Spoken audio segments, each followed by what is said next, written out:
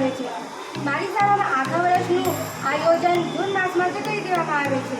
જે મુજબ 6 થી 8ના વિદ્યાર્થીઓ ભાષા મંડળની પ્રવૃત્તિઓ કરે છે। ભાષા મંડળની પ્રવૃત્તિમાં ગુજરાતી, હિન્દી, સંસ્કૃત અને અંગ્રેજી વિષયનું વ્યાકરણ શીખવવા માટેની ઘણી બધી પ્રવૃત્તિઓ કરવામાં આવે છે, જેમ કે સમાનાર્થી શબ્દો, વિરોધી શબ્દો, રૂઢિપ્રયોગ, કહેવત વગેરે। તો ભાષા મંડળની પ્રવૃત્તિ દ્વારા અમે ભાષાનો સાહિત્યકારો વિશે વિશેષ જાણકારી પ્રાપ્ત થાય છે।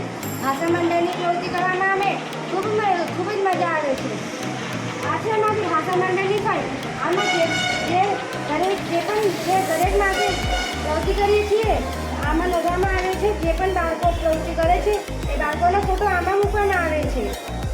આજે એક શબ્દ સમૂહ માટે એક શબ્દ જ્યારે પણ અમને જરૂર લાગે છે ત્યારે અમે આનો ઉપયોગ કરીએ છીએ।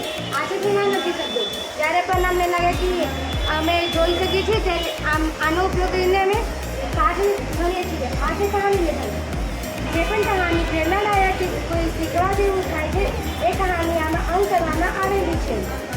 આજે લીધું અંગ્રેજી વર્ડ, પક્ષીનું નામ, ફળનું નામ વગેરે। આજે સમાનાર્થી શબ્દો અમારા ગુજરાતી ચોપડામાં જે પણ પાઠમાં બધા જ પાઠમાંના શબ્દો આમાં લખવામાં આવે છે। આજે શબ્દ સમૂહ માટે એક શબ્દ આમાં પણ બધી જ ચોપડાના શબ્દો આમાં લખીએ છીએ। જ્યારે પણ અમને જરૂર લાગે ત્યારે અમે આનો ઉપયોગ કરીએ છીએ। અમારી શાળામાં એવી ઘણી બધી પ્રવૃત્તિ કરવામાં આવે છે। અસ્તુ।